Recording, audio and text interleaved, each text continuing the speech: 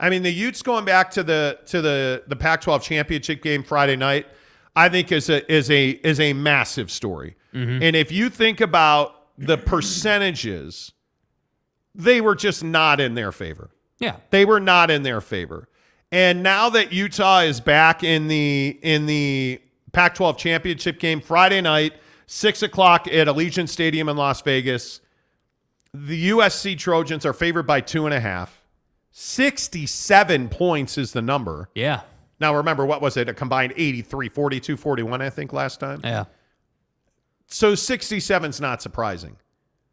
But is Utah the biggest story in Utah sports right now? Yeah, 100%. I think it's a phenomenal story. I think Kyle Whittingham deserves all the respect in the world. I think that this team and this core group, before they move on, has unfinished business. And I think that, I look at this game, and this to me is one of the best games we're going to get in college football this year. And I know everyone says, hey, it's not the SEC, it's Pac-12, and yada, yada, yada. But what I'm here to tell you is that this Utah defense has a point to prove against Caleb Williams, and just the same way, Caleb Williams has a point to prove in his Heisman candidacy. And I think checking this box for Caleb Williams could very well seal the deal on his Heisman hopes. If he's able to win this game, that's obviously going to help him. But what I'm curious about in this game is this is an indoor football game, right? The last time they played outdoor, obviously.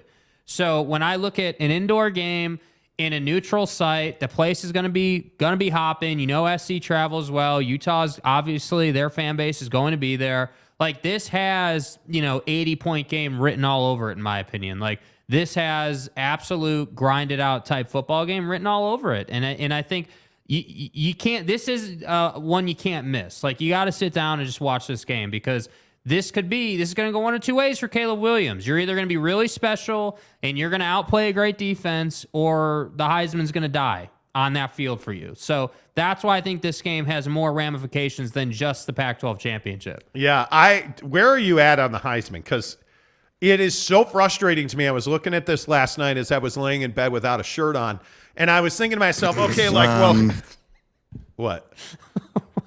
What? So you didn't have a shirt on? Yeah, I was laying in bed last night. What's the problem? Anyway, so I was laying in bed last night looking at the rankings and the prognostications. How on earth is C.J. Stroud, the quarterback at Ohio State, still everyone's pick over Caleb Williams? Don't know, dude. You got that by Michigan. You got beaten badly. Yeah. 45-23 at the shoe. Yeah. And you can't win the Heisman Trophy when you get beat like that at home. That's an issue. You can't do that. Agreed. And I look at Caleb Williams. He has had, I think, as a starting quarterback in college football, Caleb Williams has had some of the most pressure on him of any player in all of college football, because not only, as Jake likes to say, Lincoln Riley's a cheating screwhead. Dust up. Not only did he transfer from Oklahoma to USC, the expectation was Pac-12 championship. Yeah. By the way, they're going to play for a Pac-12 championship on Friday night in Vegas. How about that? Like, he's lived up to it. C.J. Stroud is not. And I again, with all due respect to all the people who are like, the Big Ten. Hey, man, the Big Ten is what? With all due respect. It's deep? No, that's a lie. It's good? No, that's a lie. Well, college football playoff? No, that's a lie. Ohio State, and go back and watch the tape. I said it 1,000 times last week. Yep. Ohio State's overrated. Yep. I can only say it so many times. Ohio State is overrated. Let's settle this right now. They lost by 20 points to Michigan. And C.J. Stroud is still the number one leading contender to win the Heisman Trophy. And that's why I say, for Caleb Williams in this game, for him just as a quarterback, not even for SC in the big picture, but just for him as a quarterback in his career, this may be one of the most important games he's ever played, because not only is the Heisman on the line, but to your point, my feelings aside about SC, They are playing for a Pac-12 championship. You are playing for the Heisman. By the way, you are playing for redemption against Utah. I don't want to see you crying on the football field if you lose this game. I don't want to see it, right? Yeah, what I want is in the post-game presser for you to say that Utah was better and we didn't execute here, because what that's going to do is that's going to really stand out at the next level, which is all he should be thinking about right now. I think it's Caleb Williams, and I think it's Max Duggan at TCU. That's it. That's all. And if USC, yeah, and again, my a-hole brother loves to hate me when I say USC is always in the conversation for the national championship. They always have been, and they always will be. And guess what? Are they undefeated? They're not. Have they lost one game? They have. And they're number 4 in the country. And they're probably going to be top 4 in the college football playoff. Are they one of the best teams in the country? I actually think they are. Mm-hmm. Now, again, genius. I know that Lincoln Riley's a cheater. Totally get that. Totally get it, right? But Lincoln Riley has done exactly what he was supposed to do. How much does college football need SC to be good? Like, how much does college football need them to be in the college football playoff now? I think they need it desperately, because without Alabama in there, and if LSU wins and I know this is crazy talk, if LSU beats Georgia. Is the SEC champion not in the college football playoff? Ask yourself that question. Has anybody thought about that? What if LSU somehow beats Georgia? No, I think Georgia probably gets in, right? Because, again, if we're all talking about how, 4 best teams in the country, your mom's hot, right? If we're talking about the 4 best teams in the country, Georgia has to be in. 100%. They'll get in. LSU's a 3-loss team already. They're not going. Yeah, I mean, you can't do it. Yeah, I don't know. That's just my opinion. Where are you guys at on this? Caleb Williams for the Heisman Trophy. Yes. Yeah. Ruff's official says C.J. Stroud, Blake Corum, and Max Duggan are the better Heisman candidates than Caleb Williams. Well, you should watch college football before you say dumb things. I mean, I don't know what, like, C.J. Stroud over Caleb Williams means that you don't watch college football. Yeah. Saying that Corum belongs in over Caleb Williams. It's just. Come on. Mike Maple says, how many Heismans is that for Lincoln Riley QBs now? Like 78? Seriously. Yeah. All right, give me 5 minutes on, does the college football playoff work? In your opinion, does the college football playoff work? Because when you look at Utah USC, should USC be playing for a national championship? Yeah, I mean, I think that the Pac-12, desperately needs somebody to be dynamic and needs somebody to actually get into the college football playoff. But does the college football playoff work? Does the process work? No, I think it's flawed. I think that, this LSU conversation might be the best example. You have people that are going to say that, if LSU wins the SEC championship, that they should get in as a 3-loss team. And what I'm saying is that there's no way that they should get in as a 3-loss team when you have Georgia, who at that point would be a 1-loss team. That, like, it just shouldn't take place. I look at and if we zoom out in the bigger picture, like, yeah, there's this conversation around how the college football playoff is very limiting, that like a team like TCU, as an example, has to be perfect. Like, if TCU loses one game, they're done. It's over. Because you don't have that credit. So to me, when I ask the question of how bad does college football need SC to be in the college football playoff, I think they need it really bad. Like, I think if you go back to the Pac-10 days when SC was a juggernaut and a powerhouse and everyone's cup of tea, college football was really good in those days because it was reliable, right? And now I feel like we've gotten to a place where we've moved on from Alabama being the best team in college football every single year, and now that's shifted to Georgia. And now we're starting to get a little bit of sprinkling in of random teams like TCU getting in, right? Or you look up and down the AP top 25, like Penn State at number 8 is a joke to me. Like the Big Ten, I'm sorry, is just not. They're just not relevant. Like, they're not, and that's why getting comments about how C.J. Stroud is a better Heisman candidate when he just got his ass beat in his building by Michigan. That's how I know that there are issues. That's how I know that people don't watch Pac-12 football. And that gets me right into the distribution thing and is it going to be a streaming league and all that good stuff. So to me, that's why I say SC's got to be there. They have to be there. And Caleb Williams, to me, if he wins this football game, is a no-brainer for a Heisman winner. How is he not? And by the way, again, whether Lincoln Riley cheats or not, I don't think he does. But my point is that whether he cheats or not, SC is good, and that's good for college football. Whether Jimbo cheats or not, whether the Sabinator cheats or not, like them being good is good for college football. But none of that matters if we just stay in this caveman setup of 4 teams in a college football playoff. It should be like it's going around Twitter right now that if we had the new system in place this year, that a team like North Carolina would get an opportunity, that a team like,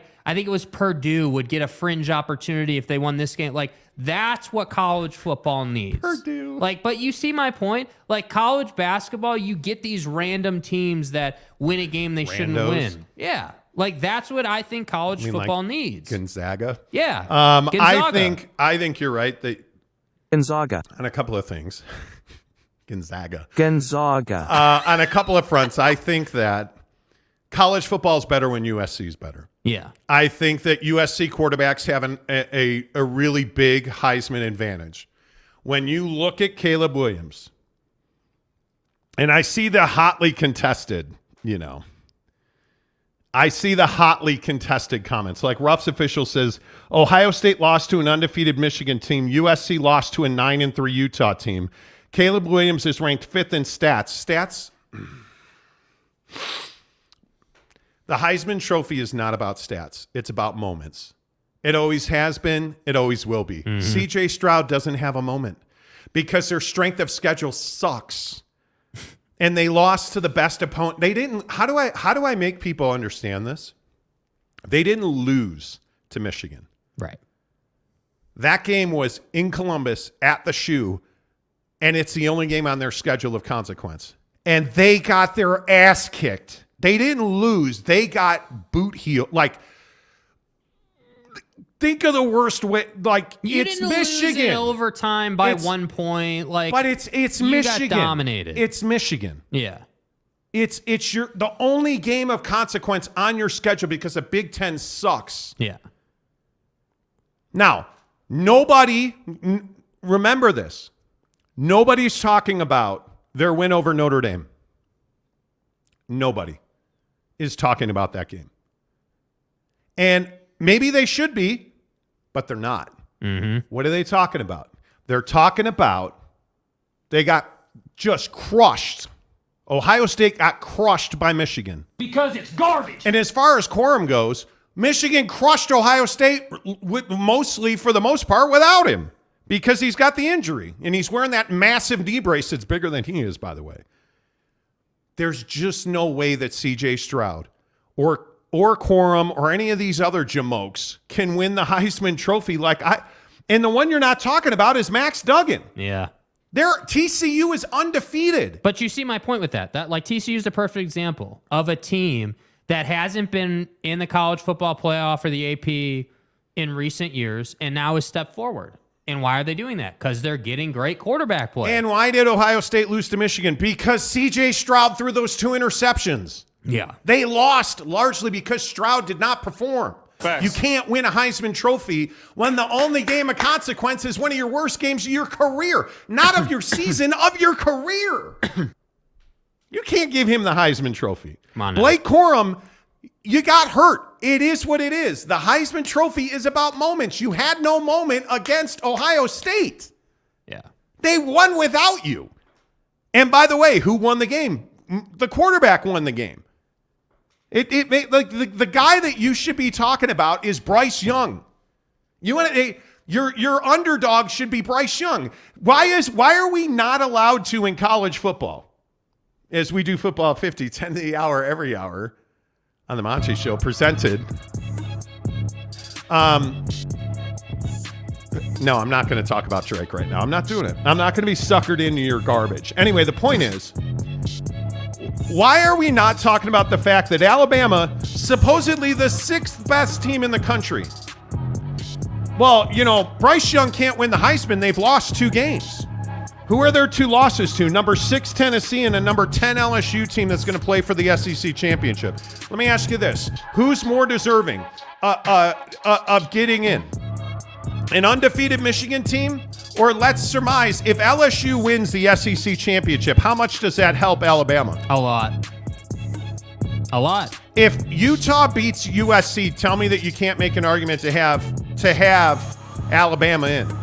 Because I think I could make that argument. Yeah, well, and that's the thing for SC. They can't afford to lose to Utah at all on any level. Like, you have to win that game, like, to have any hope. And do you understand how good Bryce Young is? I don't think people understand it. I think all we talk about at Alabama is Nick Saban and his defenses and his speeches. I'm telling you that Bryce Young is a stud. And I think I can make the argument that when your only 2 losses are to number 6 and number 10, and you have wins over just about everybody. And you play in the SEC.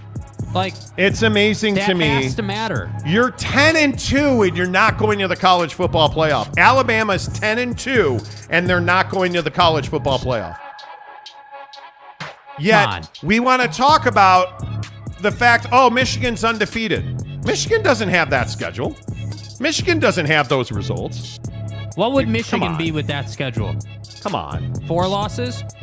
3 losses? I have a lot of respect for what Michigan's done. They got 5 first-place votes, and probably deservedly so. But what's their best win? There's no doubt it's an overrated number 2 Ohio State, right? Because other than that, number 10 Penn State, is Penn State really one of those teams where you're like, oh, man, we got to – I mean, Penn State, wow, can't believe they're No, they're not. Penn State lost to the only 2 teams of consequence on their schedule, Michigan and Ohio State.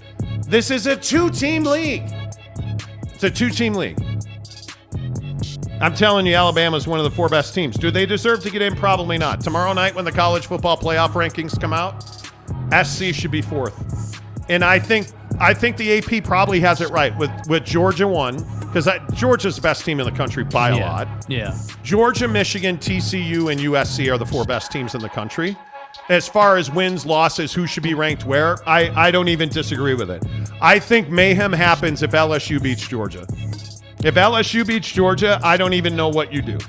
Honest to goodness, I have no idea what you do. If LSU wins the SEC championship, put them both in? No, you can't put. You mean Georgia and Bama? Georgia and LSU. You can't put LSU in. LSU's a 3-loss team. I agree. You can't do it. But LSU's going to say, "Hey, we beat Georgia." I How don't. are we not in? That's what they're going to say. Yeah, I don't know, man. I don't.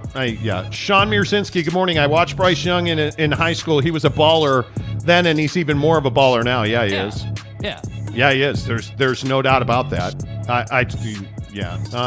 Jeremy Bolton says, I agree with what Tom said earlier. Cam's NFL depends on this game. Yes, it does. If Cam Rising wants to go to the NFL, or wants to be drafted. If Cam Rising wants to be drafted, he's got to beat USC twice in one season. Dude, 300 yards, 3 touchdowns, no picks. Because let's be honest, Cam Rising against USC was nothing short of phenomenal. Yep. I mean, and they're going to need that again. Like, I hope people understand. You should not expect Utah to win this game. You should expect SC to win the game. But again, Cam has a propensity of pulling out special, performances in big games. Yeah, I'll pull out special. I'm just telling you that Cam Rising against USC is the best game of his career.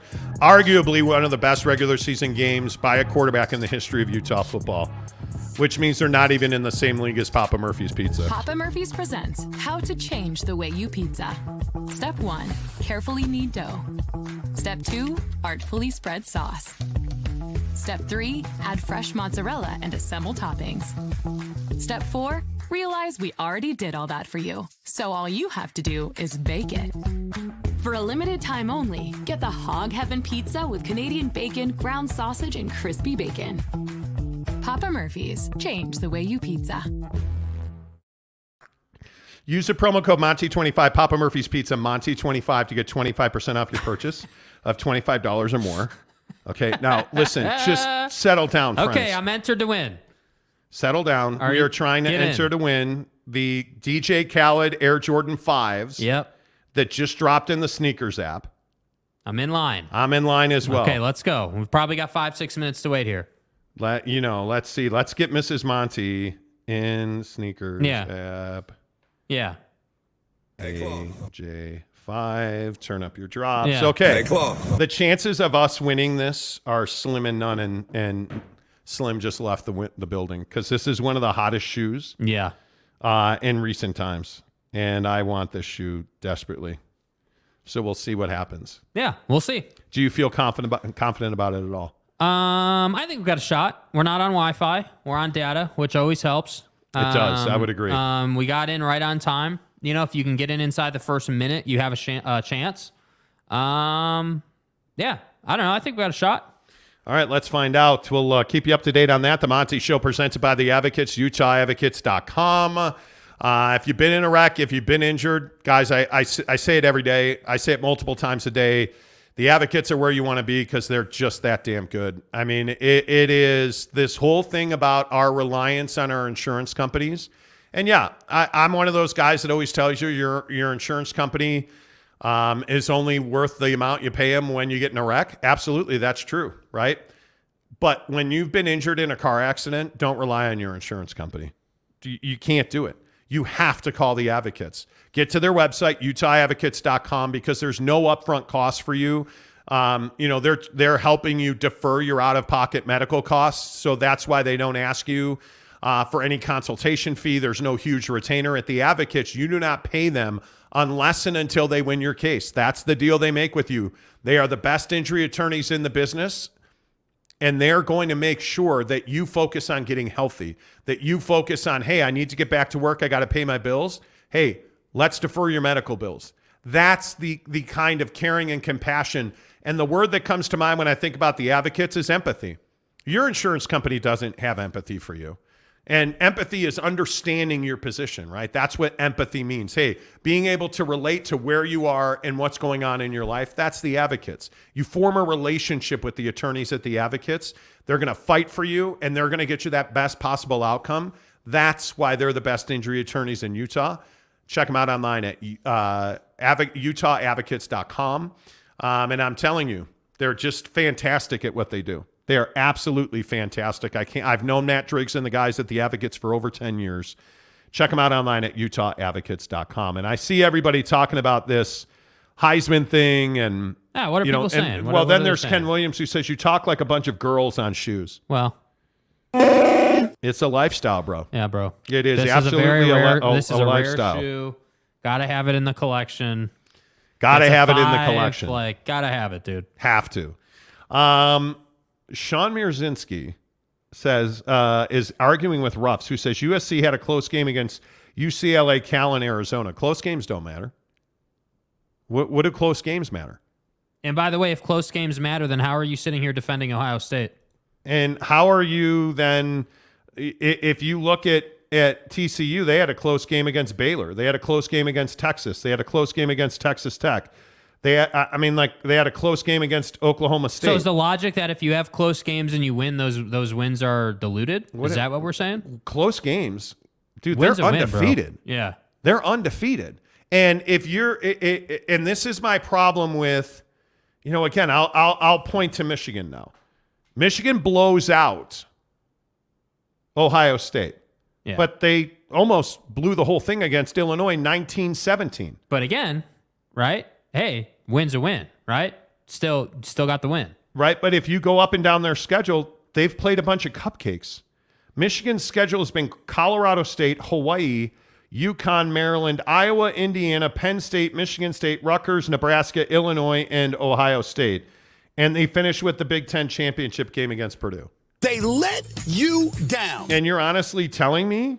I thought you said the Big Ten championship game was Purdue. You're honestly telling me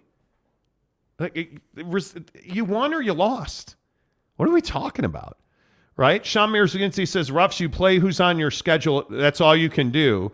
SC had a much tougher schedule than Ohio State as well. SC's schedule. And again, I will talk about close games. The Utah game was a 1-point game. I'll look at USC. And again, Look at their wins. How good does their 17-14 win against Oregon State at Reser in Corvallis? USC went up to Corvallis and beat Oregon State. How much does that win matter now? Yeah, ask Oregon about that. Right? You look at Washington State, 30-14. Washington State's a 7-5 team. Not a great win. Utah, 43-42. Their only loss of the season is against the team that they have redemption in mind with, the Utah Utes. And if USC beats Utah on Friday night in Vegas, there's no doubt they should be in the college football playoff. Agreed, 100%. Like it's not even a conversation. That's what I'm saying. This whole concept of like, oh, well, they barely beat this team or that team. Well, when you're undefeated, like for TCU, the thing is that undefeated card is a major card, dude. Yes. When you can say, hey, we haven't lost yet. We are in the college football playoff. We have not lost a game yet. Like that's why I'm saying, like with Georgia, you haven't lost a game yet. Wow. How about Pete Thamel at ESPN saying that Nebraska is close to hiring South Carolina OC Marcus Satterfield as their new offensive coordinator. I'm telling you, Matt Rule is going to be the hire of the offseason. Yeah. He is already building a staff that is bananas. That's amazing. I'm telling you guys, whether it's Rule or it's Fickle or anybody else, this ball rolls downhill. So you hire a couple of good coaches. Now that attracts players. Now that attracts booster money. Now we're winning national championships. That's why SC has been able to turn around so fast. How much better did the Big Ten get with Fickle and Matt Rule? Yeah, you add Fickle at Wisconsin. You know he already dominates the Midwest in recruiting. Wisconsin's going to be better for this, unfortunately.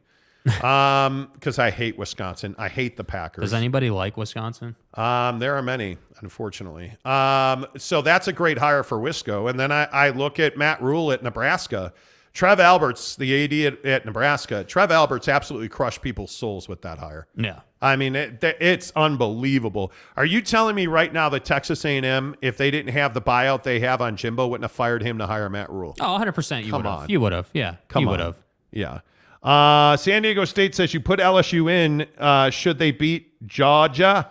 Georgia. You can't put them in. No, you can't. 3 lost teams have no place in the college football playoff right now. Ken Williams says Utah wins. Who cares what's best for the Pac-12? Well, I care. I mean, as much as I hate, Kliavkoff and the whole Kliavkoff, please. Yeah, I'm sorry. As much as I hate George Kliavkoff and his back of the envelope calculations, I would love to see the Pac-12 find a way, because I actually do believe the Pac-12 has the opportunity to be the best conference in college football. They just don't act like it. They don't run it that way. By the way, Arizona State is hiring Idaho State defensive ends coach Vince Army as their on-field defensive coordinator. Former assistant coach at Arizona, extensive high school experience in Arizona. It's a good hire. I'm telling you, man. Well, but some you of have these to hires, be aggressive. You have to be aggressive. Some of these hires are bananas. Like for instance, I'm interested to see exactly how Nebraska finishes with Matt Rule's staff. If you ain't first, you're last. I mean, I cannot believe that Luke Fickle went to Wisconsin. Hey, I think Luke is someone who's had to deal with the little brother perception of Cincinnati, and he's paid the price for that. And by the way, Kenny Dillingham going to Arizona State, leaving Oregon. Whoo. Come on now. You want to talk about a power recruiter. I'm telling you, Kenny Dillingham can recruit. Yeah. He can absolutely recruit. There is just no doubt about that. Yeah. And I love the Pac-12. I love college football. I think this is going to be one of the best off seasons we've seen ever. Let's see. Giggity says, look at Caleb Williams' numbers in those 3 close games. USC won because of Caleb Williams. He's an absolute difference maker, dude. He's an absolute difference maker. Dude, they win because of Caleb and they lose because of Buddy at Ohio State. Come on. Yeah, you have to add more teams to the college football playoff. Oh, you do. There is just no doubt about that. It should be 8. It should be 8, in my opinion. But why wouldn't you? I think 12 is the right number. That's just my opinion. You can go 12, yeah. I don't know why you wouldn't go 12. Do 12 and have first round buys. I could see that. That works. I think you need. I think you absolutely have to have it. Yeah. I just that's just my opinion. I think you have to have at least 12 because I think you have to broaden you need the Boise, Utah, BCS buster scenarios. I think those are really good because it keeps more fans engaged. And if you're taking, two from the SEC, it makes LSU getting into the college football playoff more palatable. Yep. Right now, again, I still maintain. And if you look at the rankings the way they are now, if we just look at the college football rankings and you say, okay, well, TCU, by the way, am I the only one that noticed that again, the Big 12 just gets it. Having Dr. Pepper as your champion game, your championship game sponsor. Yeah. Like why doesn't the Pac-12 have a championship game sponsor? It's the Pac-12 championship game. It's the Pac-12. But it's the Dr. Pepper Big 12 championship game. Yes. Right? It is you look at you either understand sales or you don't, and the Pac-12 doesn't. And I'm kind of surprised the SEC doesn't have one. And I'm kind of surprised. And it used to be like, I want to say it used to be Chick-fil-A, but that kind of fell apart. It'll be interesting. Anyway, if you look at if K-State finds a way, if K-State, who is 9-3, finds a way to beat TCU, and I'm still not 100% sold on TCU. That's just a me thing. Well, I think they're that team this year, though. You were talking about how you needed like the BCS Buster style team. Mm-hmm. Like that's the role they're playing. They're playing little brother in the college football playoff. They can't lose, obviously, and they need to go in and have a strong showing. And even if you do lose in your first game in the college football playoff, as Ruff said, if you lose by 1 point, you're looking pretty good, right? So that's what I'm saying. Like, I think that they have a role to play this year. K-State never gets in. No. Right? But number 5, LSU, if they're 10-3, can you put a 3-loss team in? No. Not this year. Oof. You have 12 teams in the playoff? Okay, now we can talk. If Georgia loses, are they in? Yes. They have to be. They're the best, dude. They're the best team in the country, and that's their first loss How of the year. pissed would people be? How pissed would people be? Well, oh my Brian God. Kelly would lose his mind if they beat Georgia. And is that neutral site or where do they play that game? By the way, which one? LSU Georgia SEC Championship. Is that at Jerry World or where is that? That is at. Oh no, that's probably at Mercedes-Benz. It is in Atlanta. Yeah, Atlanta. So I mean, that's a Georgia. I still want to call that. Man, I just can't get used to the Crypto.com. Yeah, like all the name changes, I still can't get used to not calling it the Georgia Dome. I just can't. It's you play football at the Georgia Dome. Yeah, and I look. Anyway, yeah, I look at that. I look at the Dr. Pepper Big 12 Championship is at Jerry World. Mm-hmm. So we'll see. Yeah, people would be pissed if Georgia gets in. Let's see. Justin Sal says, can we officially call the Rudy trade the worst trade in NBA history? Why? Why? It's the best trade in NBA history if you're Danny Ainge. Yeah. What do you mean? What are you talking about? I think that's awesome. Giggity says Georgia will roll LSU and this won't be a discussion. I hope so. I think that's likely. I think you're right, Giggity. I don't see any way LSU wins second. I think Georgia is by far the best team in the country right now. Yeah. By That's why far. they're undefeated. That's why they haven't lost. Far. Man, and you look at the way that Bama lost, man. Mm-hmm. I'm not here for I still think Alabama is one of the best teams in the country. Absolutely. I do. And I'm never going to say a cross word about Nick Saban. I just think he's the best college football coach ever. They're good, dude. Oh my God. Yeah, look, I think that oh, man. the Sabanators had a little bit of an off year, and they're still a damn good football team, And I think that Kirby Smart has done an incredible job over the last 3 to 5 years of tracking down Nick Saban. I mean, think about it. Before Georgia got to this level, they were in the championship games with Alabama, except they were the losing team, right? Like, they were the losing team, and that's okay. That's the process in college football. But again, I hope BYU fans, with everything going on in the program, pay attention. Right? Kirby Smart came into a struggling Georgia program and recruited and took his losses and turned those losses into positives and did his job. and now you're the number one team in the nation. And I'm not saying that BYU's ever going to be that, but that process is what needs to take place in Provo. But by the way, does the Oregon win still look like a really good win for Georgia? Because after that, it was Samford, South Carolina, Kent State, Missouri, Auburn, Vandy, Florida. Their best win is Tennessee by far. Mississippi State. But again, how'd you beat Tennessee? That wasn't that close. 27-13. You dominated that team. Georgia Tech. And now you're playing LSU. I could see a way. And I hate saying it because he's a POS, but that Brian Kelly beats Georgia. Why? I could see it at LSU. That program, I mean, they've jumped leaps and bounds under Brian. Yeah. Now, typically, Brian wins this game, but then gets into the playoff and gets his doors blown off. Yes. If LSU wins that game, you're going to have to put them in. So I'm saying they're a 3-loss team. You can't put them in. That's my point. But this is so again. Before I went on my rant about how the college football playoff is garbage, this is why it's garbage. Yeah. Because we got to sit here and debate. Well, hey, if LSU wins the SEC championship, is that an auto bid? Is that a 3-win team? Like we shouldn't have to do that. Yeah, I don't disagree. Tim Bruckmiller says Joey McGuire was a former president of Texas High School Coaches Association and knows all the Texas high school coaches, and Matt Rule hired him when he went to Baylor. Yeah. And listen, I think Matt Rule is going to have a staff of staffs. Yeah.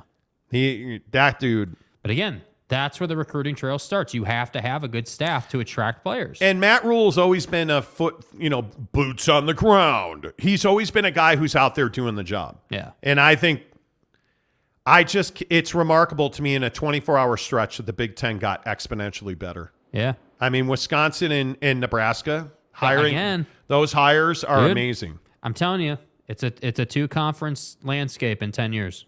Yep. It's the Big Ten and the SEC. Yep, I agree. Football talk on the Monty Show, as always, presented by Barbecue Pit Stop, bbqpitstop.com. The best dudes in the business. I'm telling you, go check them out online, bbqpitstop.com. And listen, you already know that Barbecue Pit Stop has the best equipment in the business, whether it's a Traeger, a Big Green Egg, a Yoder, you name it, they've got it. They have got the very best in barbecue and pellet smokers. And again, I'm a pellet smoker guy. I am. Like, I saw everybody that was smoking their turkeys over the weekend. I'm a man. I think the days of deep frying your turkey should have ended years ago and probably never started. Yeah. I would tell you, if you're a charcoal briquette or a propane guy, you're doing it wrong. Get the pellet smoker. Get it from Barbecue Pit Stop. But no matter what you cook on, their spices, rubs, seasoning, their bags of wing dust, they're amazing. All of their rubs and seasoning, the Asado seasoning, amazing. Their equipment, from things like tongs, aprons, thermometers. Tongs, because every man needs tongs. I'm a man. I am a man. Sorry. Thank you. I'm a man. Appreciate that. Sorry. I'm just telling you right now, Barbecue Pit Stop's where it's at. Check them out online, bbqpitstop.com. Again, somebody who gets it, you can chat with them online. I love their chat feature. You can say, hey, I'm making a brisket this weekend. Do I really need to wrap it? Hey, do I really need to let it rest in a cooler?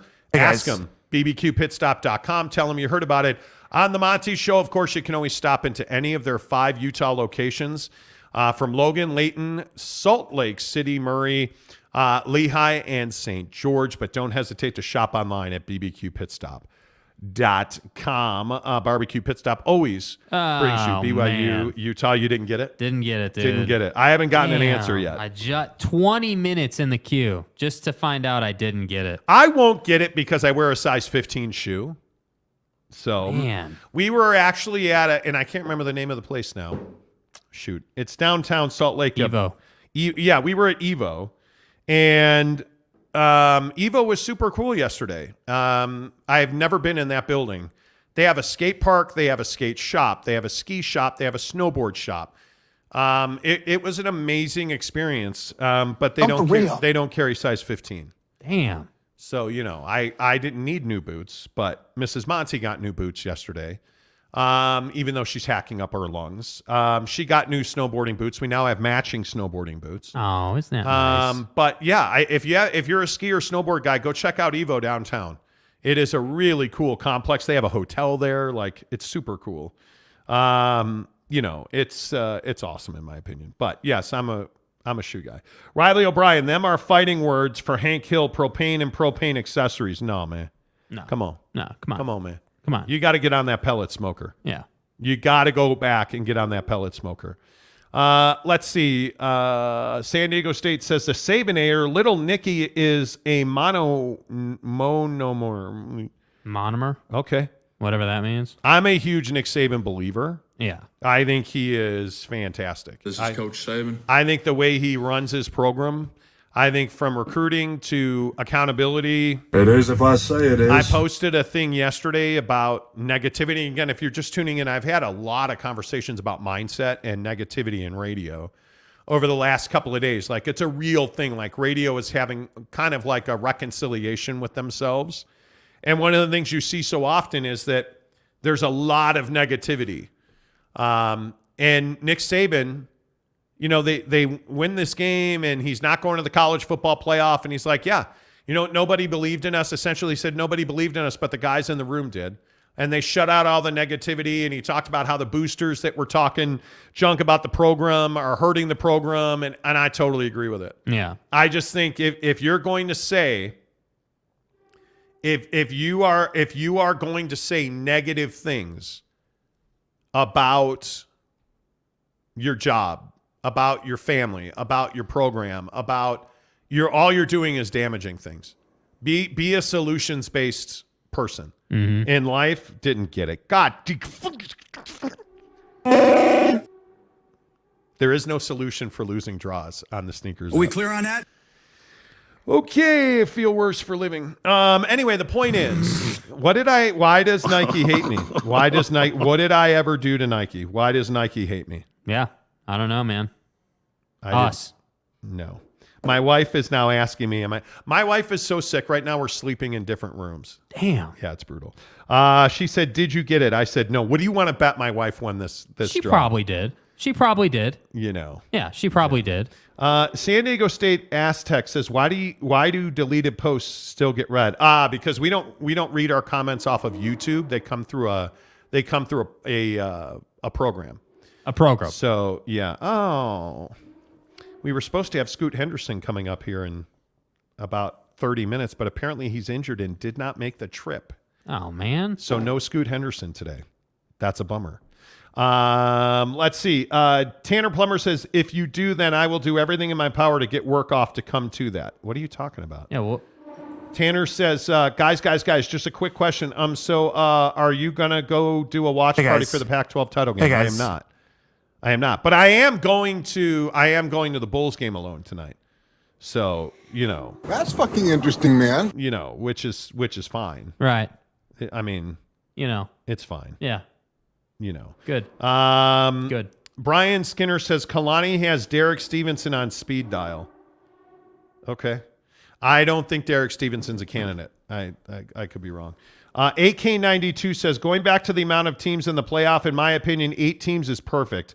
P5 champs auto bid. Okay, I'm down with that. And 3 at-large teams. Get rid of the selection committee. Winning your conference should matter. It absolutely Agreed. should. So you're saying this year then, yes. this year, AK92, if LSU wins the SEC championship, somehow they beat Georgia, you're telling me that LSU should be in the college football playoff? Yeah, because I think what he's saying there is the emphasis should shift from total overall record to winning your league, like to winning your But division. hasn't their edict always been that we are going to put the 4 best teams in the college football playoff? That's the stated goal of the college football playoff, What right? defines best? We are putting the 4 best teams. Well, and that's, of course, the question. Yeah. We all know that Georgia is one of the 4 best teams in the country. Yeah. But sitting here today, can anybody tell me you don't think Alabama is one of the 4 best teams in the country? So I'm saying it's a difficult thing. You have to have a benchmark to measure. If LSU wins the SEC championship, are you telling me that they're not? At that point, Georgia and Alabama are wins on the LSU schedule. Are you telling me that LSU, as a 3-loss team, is not one of the 4 best teams in the country? That's an awfully difficult argument to make. That's an awfully difficult argument to make. And that's why I say I don't think the system's ever going to be perfect, but I do agree that winning your conference should matter. Winning should be the emphasis, not someone's opinion on who the best 4 teams are. Yeah. Yeah, I think it's, yeah. I don't know, man. I think that if you're asking me who the 4 best teams in the country are, you're not going to like my answer. Because I still maintain that Georgia, Alabama, and if they beat Georgia, LSU is one of the 4 best teams in the country, and three of those teams all have one thing in common, and that's the SEC. Yep. Right? And if USC wins the Pac-12 championship game, USC should be in that conversation. Right? Ohio State is not one of the 4 best teams in the country. Yeah. Tennessee, no. Penn State, absolutely not. That's what I'm saying. I think if it was, if you were doing it off conference championships, then I think, it just changes things. It simplifies everything. You don't need, the human element leaves it, which I don't know. I'm not sure if that's good or bad. I don't know how, if you're 11th, right? If you're 11th in the I don't even know how you would.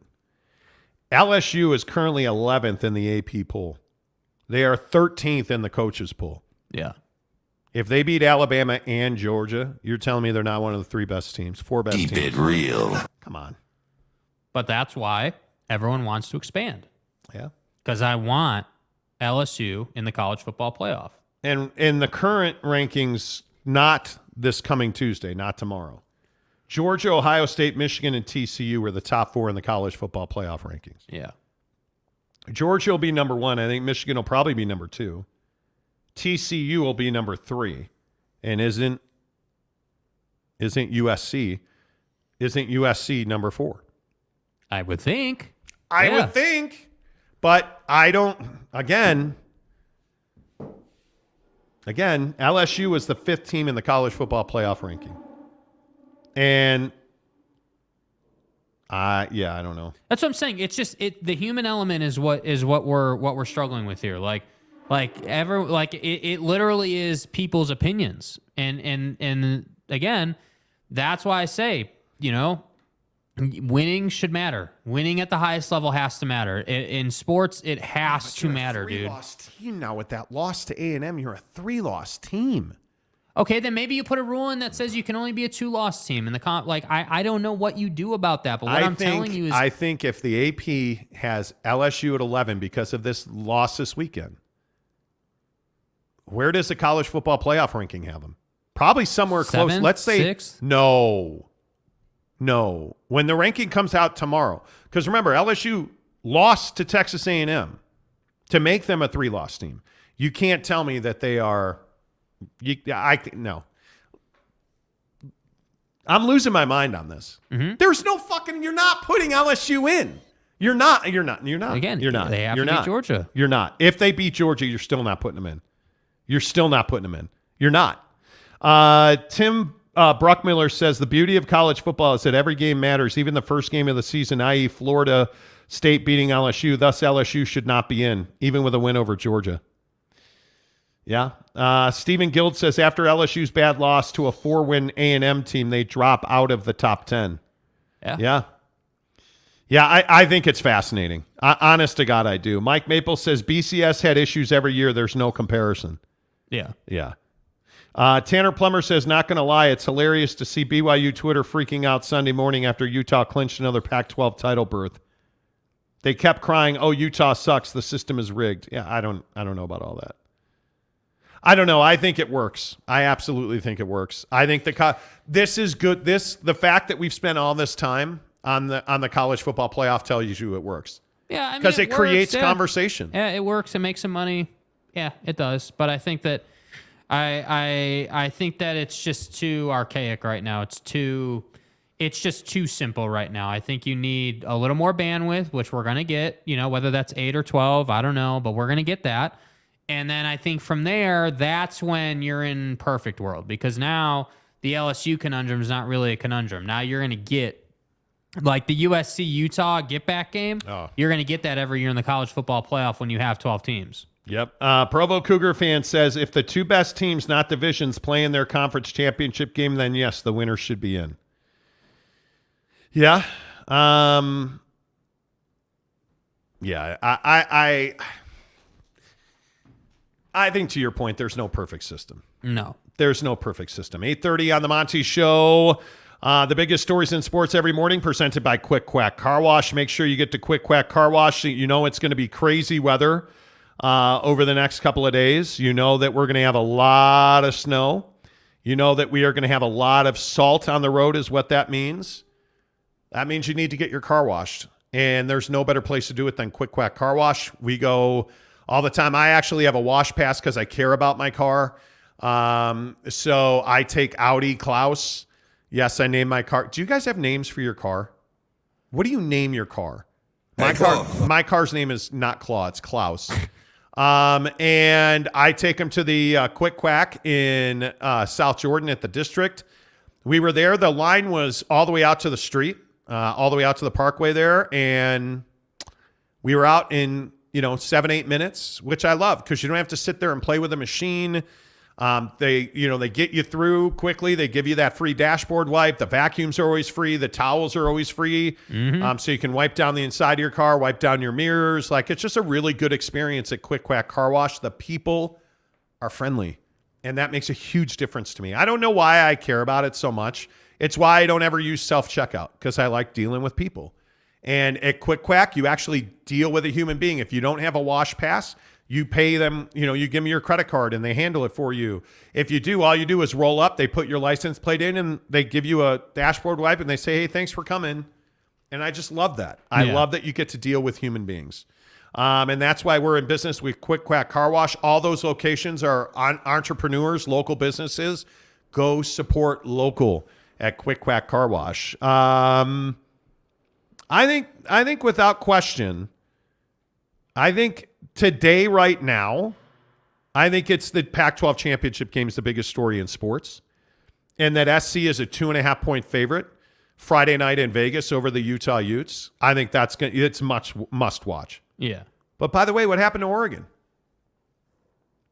Just waiting for the Oregon fans. Come on in. Okay, I mean, let's talk about it. Where's Buddy? Duck season or whatever the hell his name was. Dennis Dixon and Marcus Mariota and your mom, like, where are they? Bo Nix for Heisman. You are fake. National championships, Phil Knight. You got Nikes and paint splatter uniforms. What happened? Oh, that's right. It went exactly as we said it would go. You went to Reeser and you died. Oh, but injury isn't. Everybody's hurt. Oh, what a loser. Bo Nix, he's got this leg thing. Yeah, Cam Rising's got something too. Everybody's hurt. What an idiot. It's November, dude. Football hurts. Yeah. Oh, but, what about... No, bro, did you win the game? Well, Spinal. no, you didn't. Back is broken. You didn't. You got beat. Go home. Please do it quietly. Just like, shut up. The hell out of here with that. Shut up. Nobody cares. You're an Oregon fan. Nobody cares. Nobody likes you anyway. I mean, you know that, right? Nobody likes you. Hey. Okay. That feels kind of not nice. Elisa Tuiaki out as the defensive coordinator. He announced he's stepping away from the BYU program onto his next adventure. Program. Yeah, program. Thank you. No, it's not. It's program at BYU. Until they win something, it's program. Program, not program. Elisa Tuiaki out as the defensive coordinator. And as we told you last week, this is just the beginning. Significant changes are coming to BYU in the form of football, but also, the money-making engine at BYU is broken. There is dysfunction between, sponsor, ad dollar, and football, basketball, because basketball is a part of this as well. What a start, by the way, for BYU and basketball. Mm-hmm. Change is coming to the BYU athletic department. And I think it's going to be fascinating to watch. And it started with Elisa Tuiaki, who is out as the defensive coordinator. By the way, BYU beat Stanford. They win that game 35-26, finish the season 7-5. BYU has now beaten every Pac-12 program in football. and they finished their independent season this year and in total as a program 98-56. Yeah. Is there any doubt that independence was an overwhelmingly successful venture for BYU? I don't think so. I mean, you've made money, you've grown. Obviously, you're quite the winning program there with that record. Yeah, I mean, you have done really well as an independent. There's no doubt about that. But I think now, the sun is set on that time in BYU history, and it's time to begin again in Big 12 land. And I honest to God, I look at the Matt Rules, the Fickles, I look at all these hires this year, last year, I just watching college football evolve. It does make me wonder, hey, what are these changes going to actually do? What impact will we see? Because to your point, and you said this earlier in the show, for those of you who missed it, he had said, hey, the Built Bar deal in NIL terms was a great deal. It was revolutionary. People were shocked by it, but amazed by it. It was a great thing.